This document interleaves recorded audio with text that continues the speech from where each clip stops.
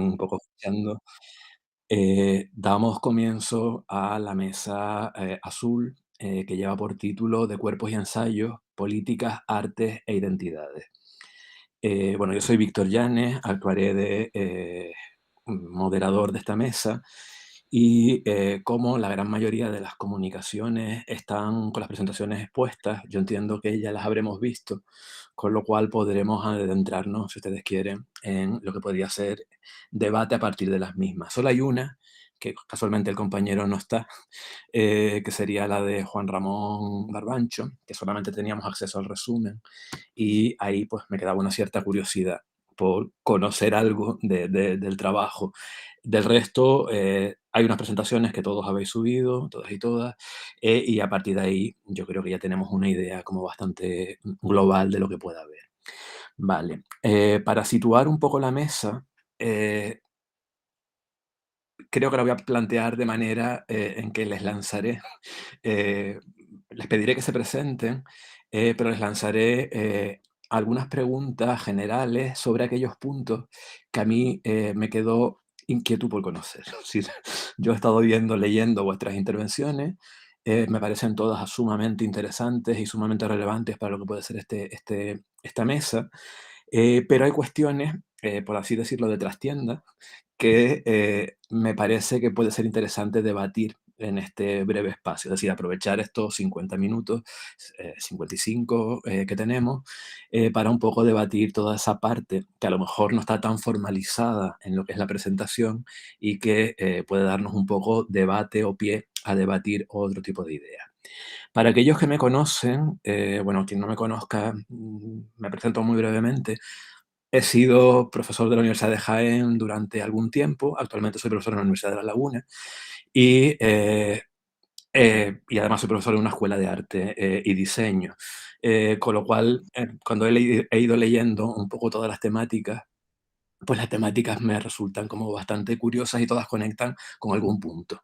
Uno de los últimos recuerdos que tengo de mi estancia como profesor en la Universidad de Jaén fue el haber montado una mesa de trabajo sobre perspectiva queer en educación artística.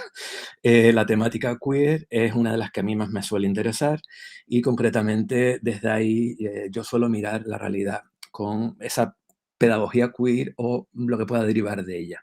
Claro, cuando vi el título de Cuerpos y Ensayos, lo primero que me viene a la mente es que justamente los cuerpos son la base de estas pedagogías, de estos enfoques quizás teóricos que podemos tener y dentro de esos cuerpos, pues realmente aparece toda esa idea de política con la que lo podemos conectar y sobre todo identitaria, con la que la mayoría de las comunicaciones que se han presentado en esta mesa un poco han podido conectar, ¿no? Parto, si ustedes quieren, muy breve, con una pequeña cita que me vino a la mente, es decir, cuando estaba un poco viendo que lo que tenemos casi en común, todos los intervinientes en la mesa, es un poco el tema identitario.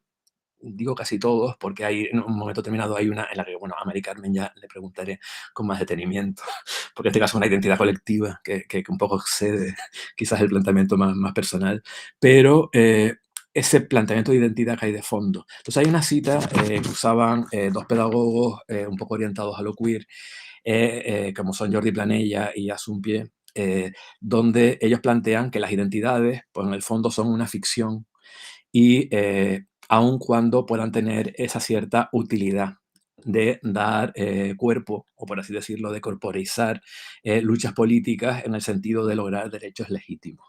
Es decir, en el fondo estamos trabajando con ficciones que se autoconstruyen, ficciones que en cierta medida vamos a utilizar para buscar determinados derechos que ahora no podemos tener.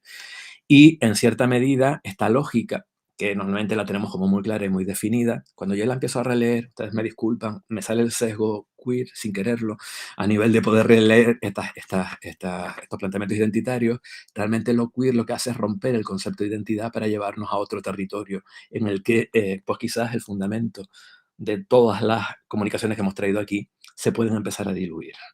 Vale, esta cuestión que en principio ustedes van a decir, vale, ¿y por qué la traes a colación? Porque posiblemente les lance dos, tres preguntas y en la tercera un poco vayamos a aterrizar cómo podemos construir nuestras propuestas desde un territorio con identidades difusas.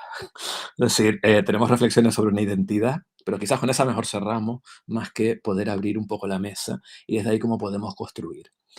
Y luego hay otra idea, que también la voy a empatar, si ustedes quieren, con la primera pregunta que lance, así en general, que tiene que ver con el concepto de cuerpo, que aparece un poco en el título de esta mesa. Desde estos enfoques queer, si ustedes quieren, el cuerpo puede ser interpretado desde tres líneas más o menos relevantes también, que pueden ser de interés para un poco pensar y repensarnos como sujetos posicionados.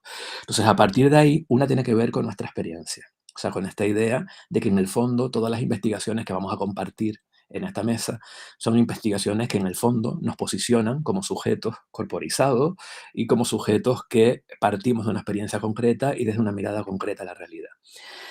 Asumimos esta idea de Audre Lorde, de Lorde, perdón, donde lo personal es político y a partir de aquí cada una de nuestras experiencias absolutamente personales nos van a conectar, nos van a poner en relación con ese otro que ya aparece también mencionado en alguna de las comunicaciones. Entonces, ese posicionamiento a partir de nuestra experiencia individual, cómo ha sido o cómo se ha construido desde esa experiencia investigadora que vamos un poco a presentar aquí. O sea, quizás esa es una pregunta que podría estar. Otra línea vinculada también tiene que ver con la construcción de lo que desde lo queer se puede considerar como el hipercuerpo.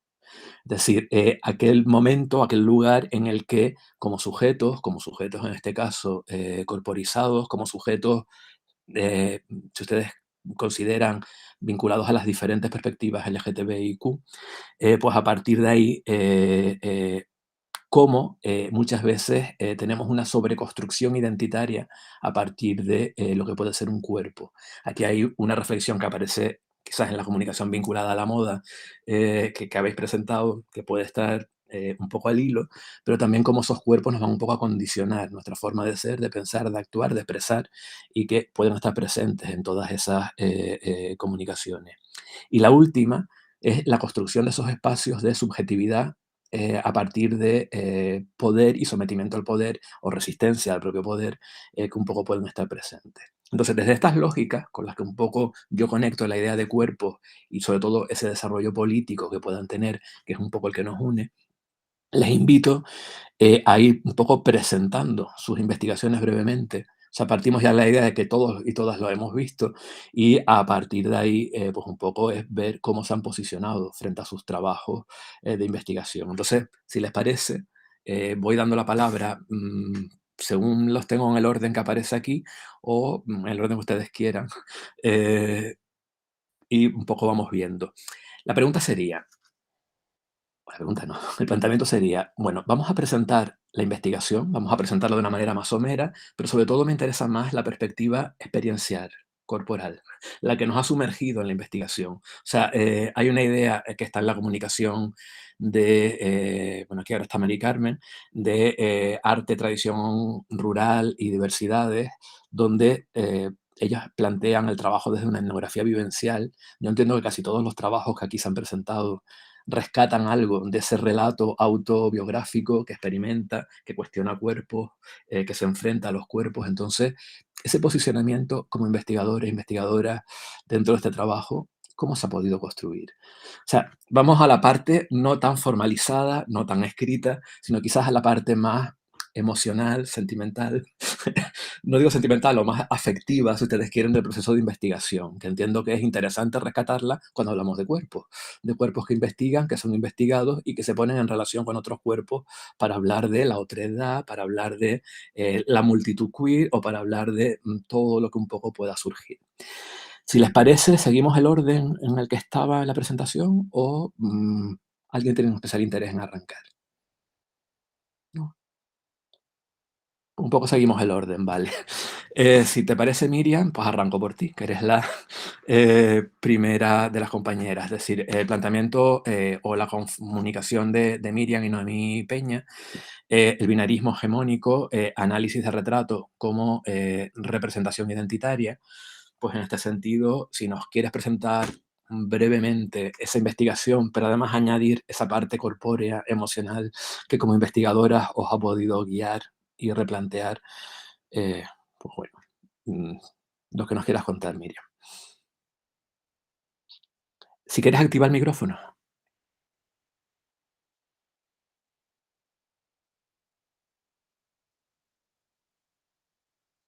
¿Tienes problemas con el micrófono, Miriam? Ah, vale. No te funciona el micro. Ok. Pues en este caso, vale, perfecto. Pues si quieres, mientras te acabas de conectar, te doy la palabra, Mari Carmen, y presentas quizás eh, mm, la más distinta, por así decirlo, en el enfoque y demás. La comunicación de Mari Carmen, Violeta Martínez y Antonia García, titulada Arte, Tradición Rural y Diversidades, una experiencia de visibilidad de la diversidad sexogenérica y biocultural del Festival Agroqueer en Monterroso, Galicia. Entonces, a partir de aquí, y sobre todo esa parte etnográfica vivencial, que a lo mejor en la presentación tan formal ha quedado diluida, pues no sé si nos podrías contar un poco vuestra experiencia como investigadoras en ese proceso. Sí, estupendo. Gracias, Víctor. Pues esto era un trabajo, forma parte de un trabajo más amplio, ¿de acuerdo? Es como una de las compañeras que presenta la comunicación, que es la compañera que ha colgado el vídeo, que está grabada en el vídeo, si habéis tenido oportunidad de verlo, Violeta, pues forma parte de un trabajo más amplio de su tesis doctoral, ¿de acuerdo? Una tesis doctoral que trata sobre eh, bueno, es una cosa, supongo que cuando podáis leer el texto que estamos elaborando, pues ya comprenderéis un poco más de todo lo que trata esa investigación más amplia. Básicamente hablamos de agroecología, hablamos de identidades, hablamos de etnografía, hablamos de un proceso en general muy relacionado con lo que tú planteas, Víctor, que es las vivencias dentro de unos contextos culturales paralelos a los contextos culturales más normativizados de nuestro contexto cultural general, ¿de acuerdo? Siempre huyendo del término de normalidad o no normalidad, sino posicionándonos en el opuesto o en el complementario de la no generalidad. Básicamente lo que nosotros hemos hecho ha sido a partir de una experiencia de campo, porque esto ha sido una de las muchas experiencias que se van a plasmar en este trabajo de investigación más amplio, como digo, de tesis doctoral, y con motivo de hacer una entrevista semiestructurada a una de las personas que montan todos los años este festival, que se llama Agroqueer, como ha comentado Víctor, es un festival que se realiza en Galicia y básicamente es un festival donde se trabaja la ruralidad, donde se trabaja la diversidad sexogenérica. Y un grupo de amigas, en realidad, pues hace 7 años decidieron montar este festival y hablar de problemas y de cambios sociopolíticos, de problemas ambientales, de problemas generacionales. Entonces, dentro de ese entorno rural, que a pesar de lo que pueda parecer, es mucho más accesible y más sensible ese entorno de personas mayores que viven en entornos rurales a acoger y y a normalizar, digámoslo así, ¿vale? A pesar de que huimos de esos términos, pero a normalizar y a incluir personas de cualquier tipo de diversidad sexogenérica. Entonces, se trata de un festival donde bueno, pues se ha hecho un trabajo de campo, a partir de la excusa de entrevistar a estas personas que montaron el festival y que año tras año pues van realizando la experiencia de nuevo, hacer una etnografía y hacer esa escritura etnográfica, hacer ese ejercicio de escritura etnográfica de lo vivido, ¿de acuerdo? Entonces, bueno, pues hablamos básicamente de cómo las nuevas generaciones se van incluyendo, porque ya daros cuenta que en 7 años ha ido evolucionando mucho el festival, cómo esas nuevas generaciones van incluyéndose, cómo apoyan, cómo sostienen, cómo colaboran en la elaboración del festival y sobre todo algo muy interesante, hablando de identidades, cómo se integran todas las personas que cada año van al festival de múltiples diversidades con las propias personas de allí. Es decir, un encuentro también intergeneracional de saberes ancestrales. Se trata de integrar a todas las personas que en ese momento están en el festival y en el entorno, en el contexto espacio-temporal, geográfico del festival y también aprovechar, pues bueno, esa estrategia y esa complicidad intergeneracional de los mayores con los jóvenes, con personas de cualquier tipo de opción sexogenérica. Y básicamente, no sé si respondo un poco a lo que tú te planteabas. Ha sido muy difícil para nosotras porque hemos tratado principalmente de distinguir esa perspectiva émic y esa perspectiva ética, que trabajamos, por ejemplo, en antropología. Entonces, pues, ¿dónde está esa división entre lo que el investigador, a partir de la experiencia vivenciada de algo, pone como personal o cómo tú eres capaz desde ese punto de vista ético y basándote en la literatura, que hay muy poca literatura sobre cómo festivales en entornos rurales trabajan identidad, trabajan el ruralismo, trabajan la sostenibilidad, trabajan la diversidad heteronormativa, trabajan pues tantas cuestiones que a priori puede parecer muy extraño y muy difícil y muy complejo en un entorno con personas, con muchas personas mayores. Entonces, desde ese punto de vista ético, donde nosotros hemos tratado de volcar toda la literatura, que ya os digo que nos están siendo muy difícil encontrar literatura científica en la que poder apoyarnos, porque no hay mucho de visibilización en este sentido, y cómo lo hemos cruzado con esa perspectiva EMIC de recabar la información a través del trabajo de campo que se ha hecho allí, de las entrevistas semiestructuradas que se han hecho, de analizar esos pequeños, no fueron historias de vida en sí, pero como investigadora hemos sacado esa información, ese punto de vista EMIC, como os digo, y cómo casar, que es bastante difícil en muchas ocasiones, hacer investigación aplicada en este sentido y diferenciar lo teórico, los constructos de la ciencia, lo que dice la perspectiva EMIC de la EMIC, ¿vale? Entonces, en ese sentido, pues, está siendo complicado, pero, bueno, la verdad que es un festival muy chulo, no sé si me estoy comiendo mucho tiempo, es un festival muy chulo, cuando tengamos el texto definitivamente montado y se pueda publicar, pues bueno, sí que me gustaría si luego, no sé, ya no vamos a poder intercambiar, pero si hay más personas aquí que puedan trabajar los mismos temas, pues estaríamos encantadas de poder intercambiar y poder hacer trabajos comunes o, bueno, pues seguir sumando y creando sinergias entre todas. Mm, Ok, bien, bien. Hay una idea, por si la rescatamos luego, que me parece interesante en este trabajo que presentáis, que tiene que ver con esa idea de colectividad. mm, O sea, esa idea de multitud que también se rescata como una identidad, no a partir de una única persona, sino de un colectivo y de una mezcolanza de sujetos en relación. Entonces, pues ese planteamiento quizás también pueda ser rescatable desde sí, otras de las propuestas como una vía de enriquecimiento, pues, mm, en trabajos colaborativos o en otro tipo de planteamiento. sí. Vale. Pues gracias, Mari Carmen. Le doy la palabra. No sé si Miriam, ya estás en condiciones de poder hablar. Sí. Vale. Entonces, Miriam, pues te damos la palabra para que un poco nos cuentes. Vale, creo que sí, ¿verdad? Se te oye. Perfecto. Es que yo sabía que mi ordenador no iba, pero me había despistado. Bueno, lo primero, disculpar a mi compañera Noemi Peña Sánchez, que no se ha podido conectar, pero tenía muchas ganas. Junto con ella, que es mi codirectora de tesis, hemos presentado nuestra propuesta, que se engloba dentro de una serie de experiencias artístico-educativas que he realizado en 4 centros, en 4 institutos de la isla de La Palma.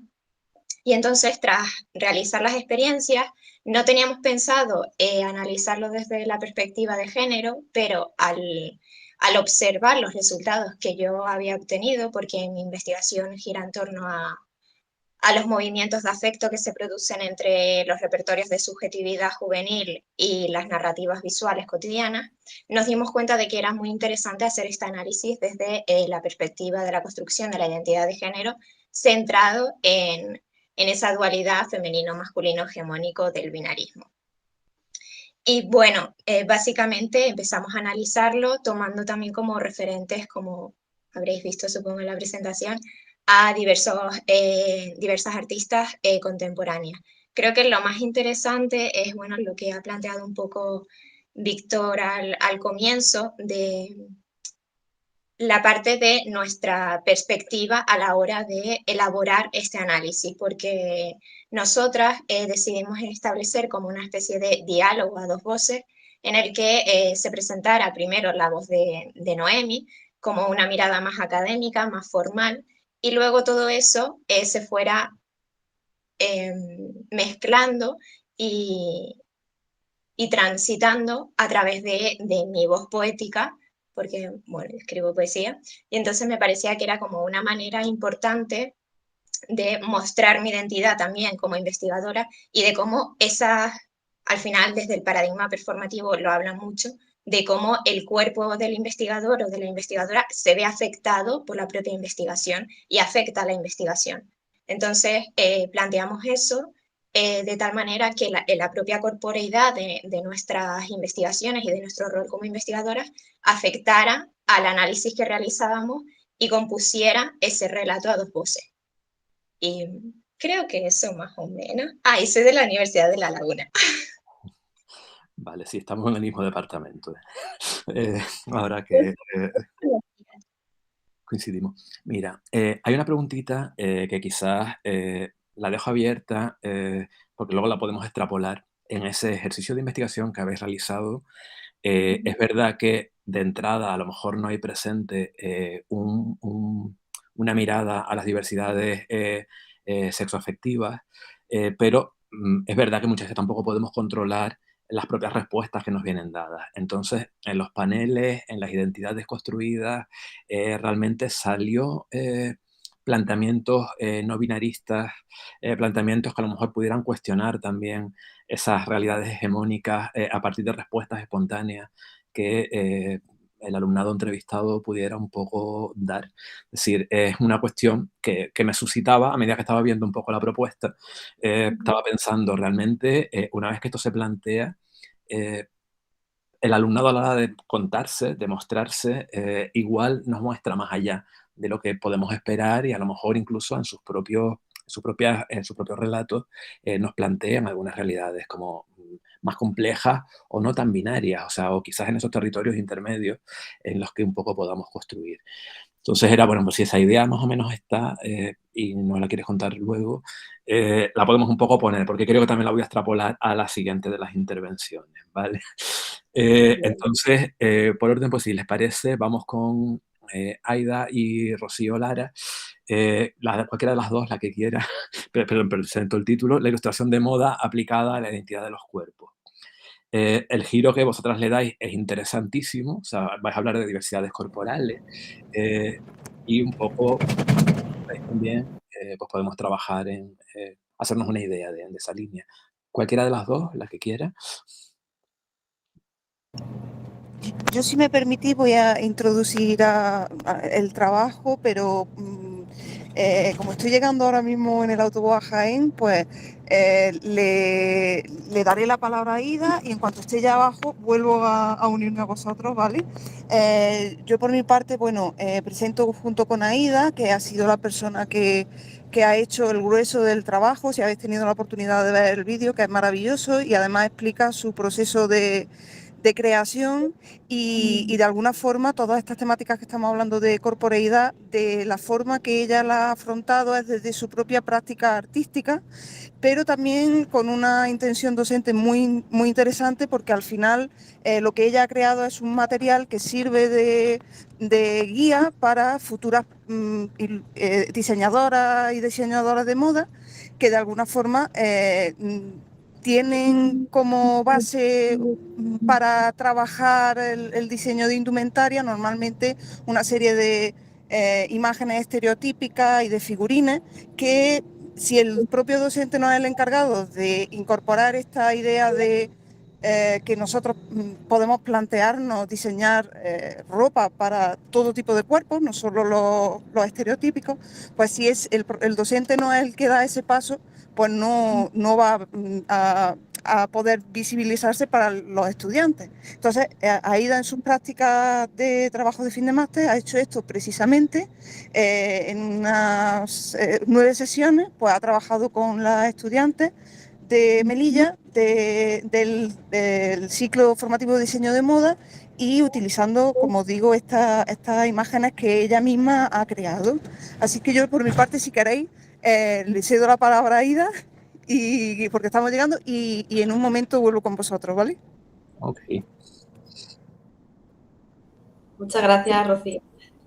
Hola, soy Aida, me presento. Y bueno, junto con Rocío, que ya lo ha dicho y lo ha explicado genial, hemos presentado el proyecto al Congreso porque nos parecía oportuno, sobre todo porque trabajamos la identidad y la diversidad desde el propio cuerpo y presentándolo como proyecto artístico al centro, en la Escuela de Arte en Melilla.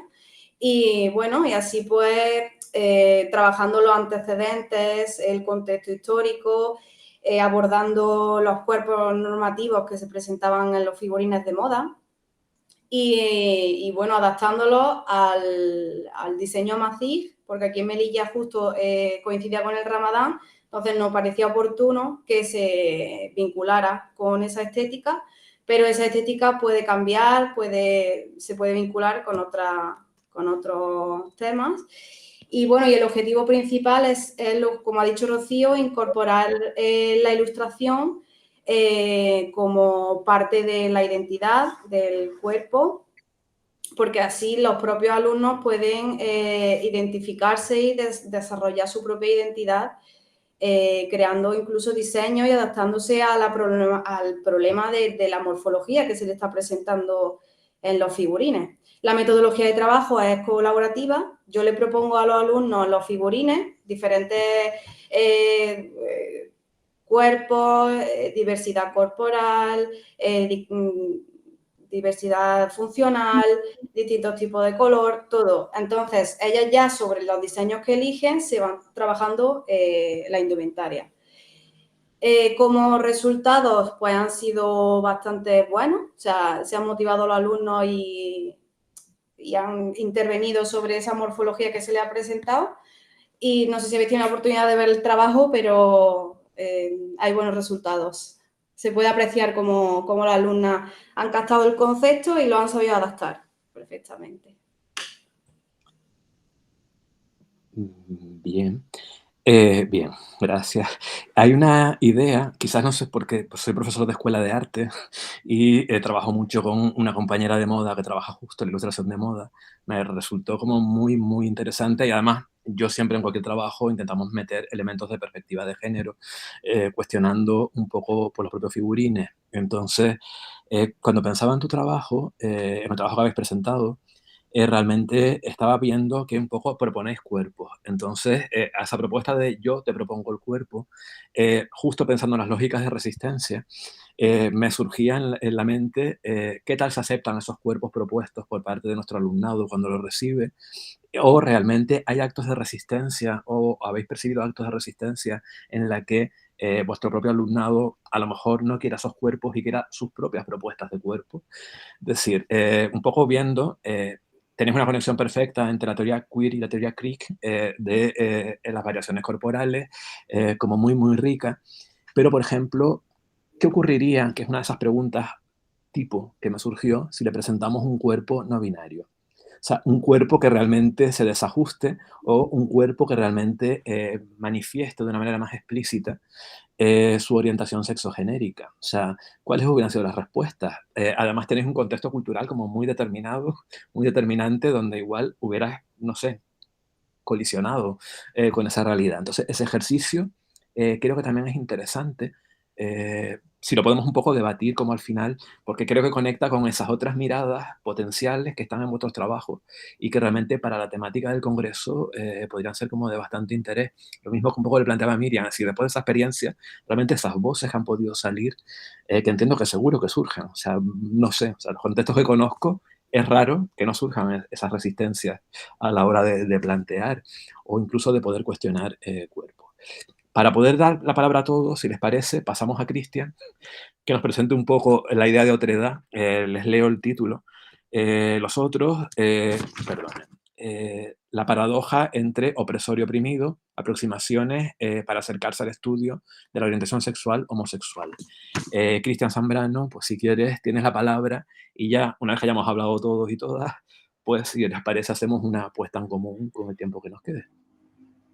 Ok, bueno, un cordial saludo para todas las personas. Justamente mi estudio, o bueno, esta propuesta se basa en relación a una serie de investigaciones que he estado desarrollando. Hay que partir y con la reflexión que Víctor Rafael hace al inicio en su parte introductoria, justamente fue ubicarme como investigador desde cuando estudiaba psicología.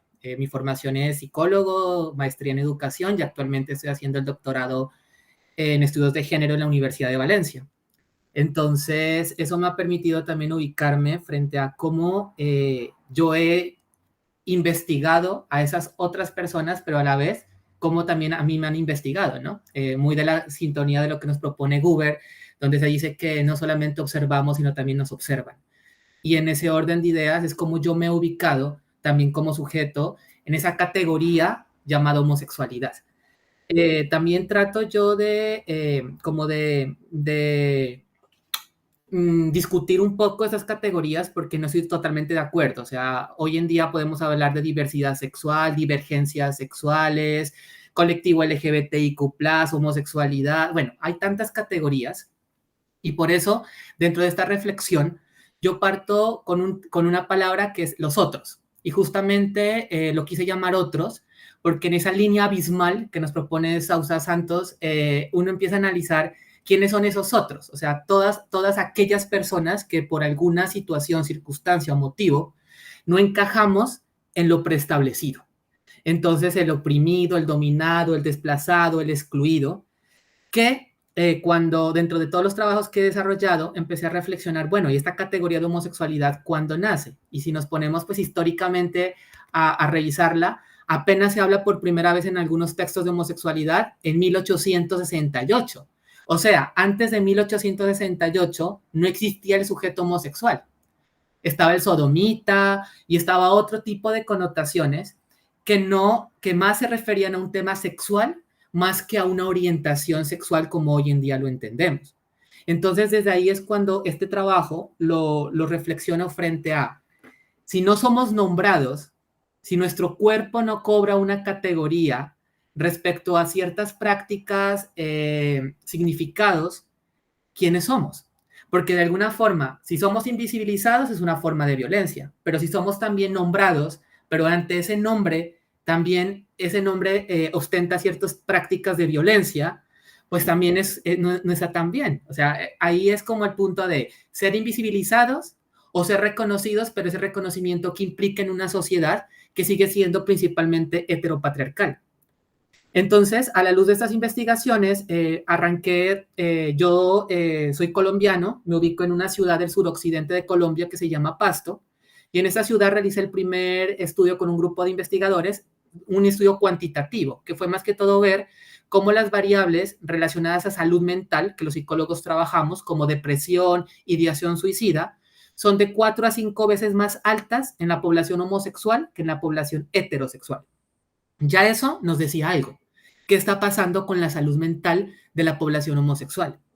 De ahí salto con un estudio que es un cualitativo, una investigación-acción, donde desarrollo procesos para empoderar el reconocimiento, pero entendiendo el reconocimiento no como lo que en algunos textos se habla como el salir del closet o, como se dice acá en España, salir del armario o estar en el armario, sino como un proceso a nivel individual, a nivel social y a nivel institucional. Entonces, en ese orden de ideas, nos damos cuenta de que este proceso de reconocerme como un sujeto diverso, independientemente si estoy de acuerdo en adoptar una categoría, la que sea, queer, diversidad sexual, homosexual, gay, la que sea, independientemente de qué implica aceptarme como un sujeto diverso y esa aceptación cómo permite transformar mi cuerpo, mi realidad, mi forma de estar y de sentir. Entonces, dentro de esto, actualmente en mi tesis doctoral, le incluí una categoría nueva y es lo generacional. Y partir del hecho de que no es lo mismo ser homosexual en la década de los 50 que ser homosexual en la década de los 80 o ser homosexual actualmente. O sea, y uno dirá, bueno, por sentido común es obvio que no es lo mismo, pero ¿qué implica eso? Muy de la mano con eso que hablamos del cuerpo, cómo el cuerpo ha estado transitando, transformándose, ajustando, cambiando, de acuerdo al momento histórico, político, social, de lo que implicaba ser un otro. En este orden de ideas, un otro diverso sexualmente. Y justamente en relación a eso, quise hacer esta ponencia, este conversatorio que está en el video, donde detallo un poco más en qué consistió cada estudio, pero al final sobre todo es la reflexión frente a, desde la disciplina que cada uno y cada una de nosotros y nosotras tenemos, cómo estamos aportando a la lectura de ese otro. Porque si nosotros partimos de que todo cuanto existe, mediado por el lenguaje, es creado y también es deconstruido, cómo desde la psicología, sociología, antropología, arte, ciencias naturales, sociales y humanas, cómo desde cada una de las disciplinas estamos trabajando sobre ese otro, cómo lo estamos reconociendo, qué lugar le estamos dando. Porque finalmente podemos terminar replicando estudios únicamente desde ese método empírico-analítico, más científico o objetivo racional, donde replicamos, o hacia dónde van a ir nuestros estudios o nuestras prácticas de interacción social y nuestras prácticas de impacto social, hacia dónde nos estamos orientando. O sea, investigar por investigar o de qué manera estamos realmente transformando la vida de los otros, pero sobre todo la vida de nosotros mismos. Porque si como investigadores no nos ha tocado estos temas, independientemente de nuestra orientación sexual, pues a mi juicio, con mucho respeto, no tiene sentido trabajar estos temas cuando finalmente partimos del hecho de que el sujeto diverso sexualmente ha tenido que enfrentar una serie de violencias a lo largo de su tiempo y pues donde siempre, diría Foucault, donde siempre ha existido poder, ha existido resistencia. Y para mí la investigación tiene que convertirse como una forma de resistir ante las opresiones. Gracias. Ok, muy bien.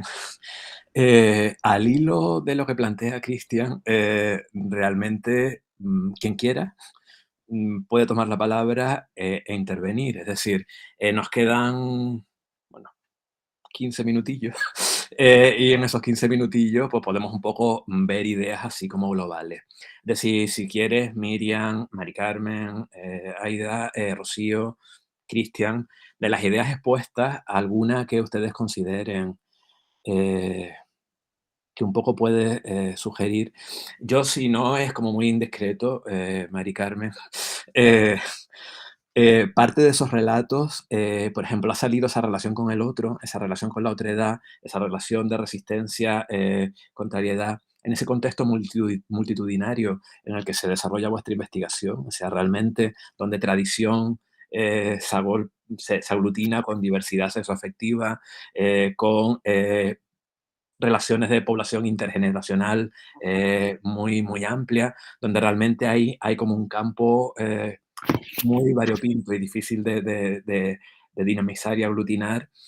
No sé si podéis avanzar alguno de esos relatos que hayáis podido encontrar, algún tipo de reacción, no sé, algún tipo de comentario. Lo mismo, es decir, esa misma pregunta creo que la lancé antes a las compañeras Miriam, Aida y Rocío, en esa relación que establecéis con vuestro alumnado, en el que un poco estáis trabajando, esas identidades que a lo mejor emergen, que no tenéis previstas. O sea, en el fondo estamos relacionándonos y en esa relación igual nos surgen otras propias críticas. Pues un poco cómo las veis, cómo las valoráis, qué potencial le podéis explorar. Y por supuesto, Cristian, desde tu mirada, pues en ese diálogo que un poco se ha podido hablar. Quien quiera puede tomar la palabra. Hola. A ver, pienso que desde la parte educativa para que si se presentan distintos tipos de cuerpos en los que los alumnos se pueden ver identificados, no solo el cuerpo normativo que se presenta en la sociedad, que aunque ya eso se está deconstruyendo un poco, pero sí es verdad que hay tendencias y las redes sociales y demás, entonces creo que es importante que los alumnos se vean identificados en variedad de cuerpos, de diversidad de identidades, que puedan valorarse y trabajar con ellos mismos. Ok. Mari Carmen. Sí, bueno, a mí me ha fascinado el trabajo de Cristian y la incorporación del término de la otredad, porque básicamente, bueno, yo soy antropóloga, a nosotros eso es lo que principalmente nos mueve, el investigar al otro y tratar de, en definitiva, también la clave para mí la ha dado él en el ratito tan lúcido y tan clarificador de hablar de la transformación de la investigación. Nosotros a través de los relatos, de la información que hemos tenido allí en la transcripción de algunas de entrevistas de personas con las que Violeta, que fue la compañera que estuvo haciendo el trabajo de campo, por ejemplo, mira, os voy a leer un par de fragmentos tenemos cantidad de fragmentos, pero bueno, un par de fragmentos, por ejemplo. ¿Qué objetivo se planteaba el Festival de Agroqueer? ¿De acuerdo? Laura Andrea, argentina de 44 años. El festival quiere eso, crear un ámbito familiar donde convivan las generaciones, no solo que sea un ámbito exclusivo de jóvenes. Hago aquí un paréntesis. Parece que los festivales únicamente gente joven. No que sea un ámbito exclusivo de jóvenes, sino un espacio diurno donde compartir las enseñanzas que no se pueden perder. Al principio lo veíamos como un tesoro ese encuentro. Tenemos que seguir creando red. En una década se fue creando y se notan los cambios. Debemos entender que desde el progreso no se van a conseguir ciertas cosas, sino entendiendo los ciclos, el ritmo lento y no y que no venga cemento para todos lados, venga velocidad. No, debemos parar los ritmos y crear las condiciones necesarias para seguir cuidando. Estamos gente de muchos lugares diferentes y de ahí el valor de la diversidad. Y luego para esa contraposición que también planteaba Víctor con las personas más mayores, tenemos otro de los fragmentos de una persona muy interesante de su relato, que era Braulio, un gallego de 65 años, que nos dice, necesitamos un cambio de paradigma, volver a echar el freno y volver a las formas tradicionales, asumir la responsabilidad de crear viviendas para personas que lo necesiten y utilizar diferentes métodos de alquiler, compra o intercambio. Aquí todo el mundo vende casa, pero vende ruinas. ¿Y cómo te vas a hipotecar en una ruina? La mayoría de gente que vienen es para cuidar a los mayores, pero también hay gente joven haciendo proyectos, por ejemplo. Bueno, esto ya lo paro aquí, ¿vale? Quiero decir, en ese análisis de la otredad, en el que se ha basado nuestro trabajo etnográfico, pues yo creo que responde un poco esa finalidad general que decía Cristian de la transformación. Vamos a conocer otras cosas y si no tenemos oportunidad de vivenciarla en primera persona o en segunda o en tercera, pues que sirvan estos espacios, que sirva el resultado final que afortunadamente va a quedar de este congreso, porque sean esos relatos en papel, esos relatos que se van a plasmar en la publicación para poder conocer y al final eso es lo que produce un resultado. Cristian lo decía muy bien, si no es la transformación, al menos que sea la transformación del propio investigador y lo que eso genera, porque aquí estamos muchos que somos docentes y yo digo, no vamos a cambiar el mundo, ¿no? Trabajamos con estudiantes de educación social, con estudiantes de trabajo social.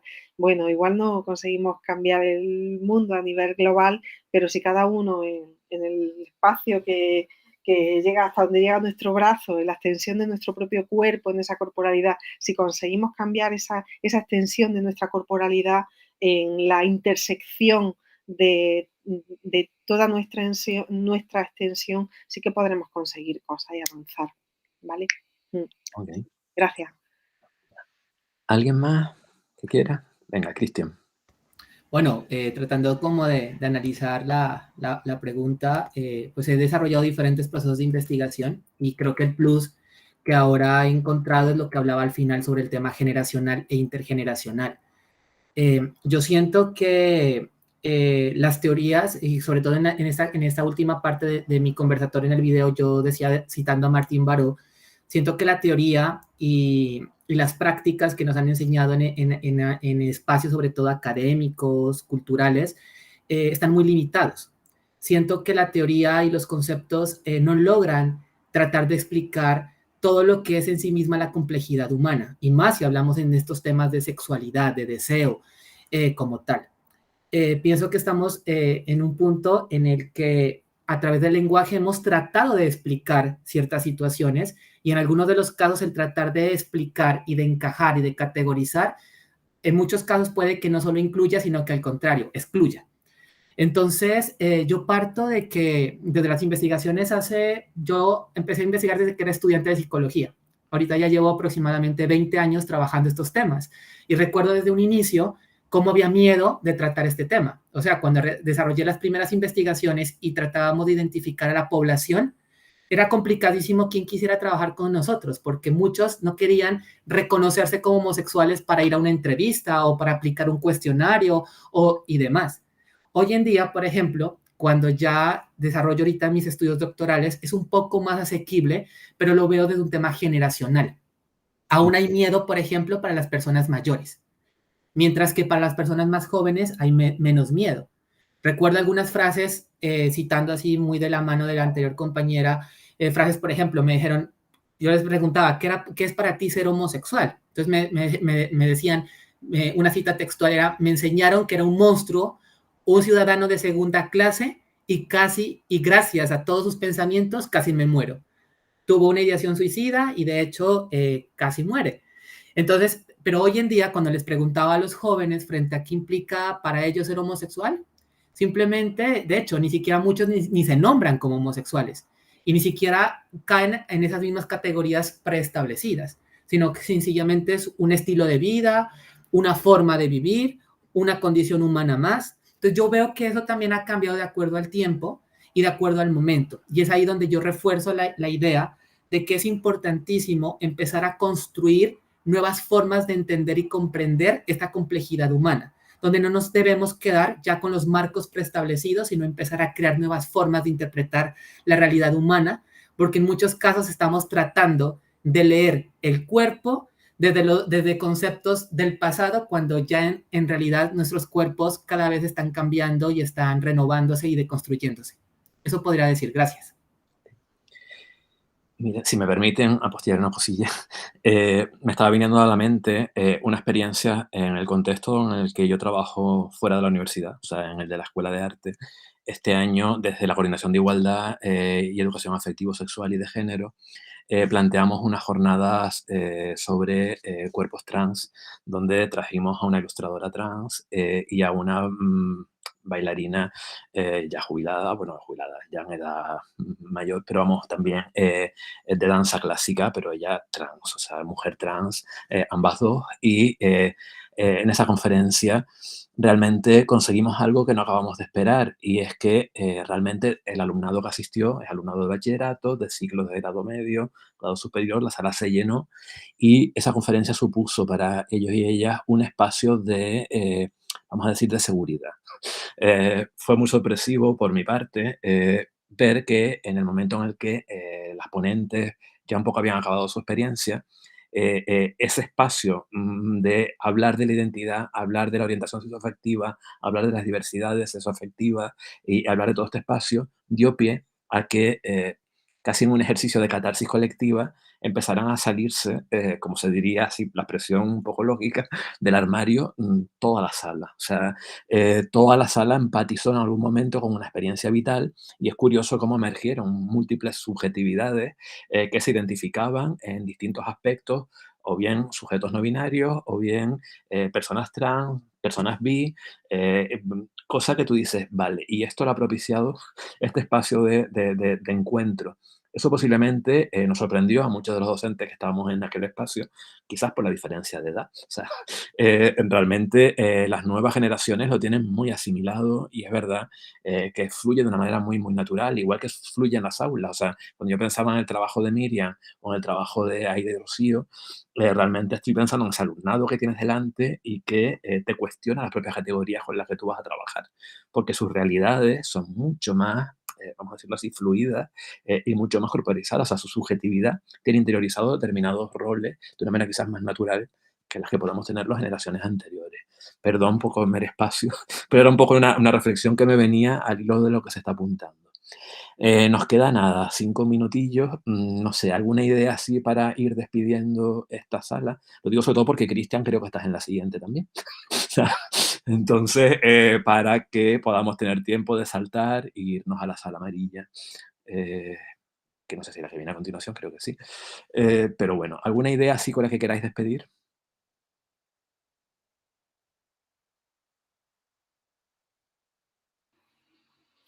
Ya que va, Víctor, muy, muy bien la conducción de la sala, porque yo creo que se han generado preguntas y han salido conceptos clave muy interesantes que se nos quede como resumen de las intervenciones que aquí se han mostrado. Bueno, yo encantada con los trabajos presentados.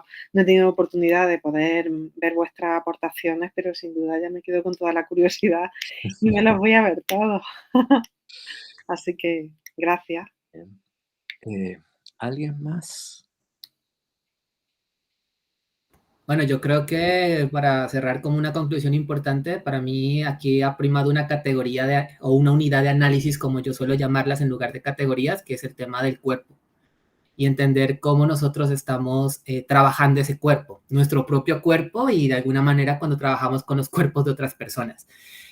¿Cuál ha sido el rol que hemos asumido como investigadores, como docentes, desde el rol que cada uno tenga? ¿Cuál es el rol?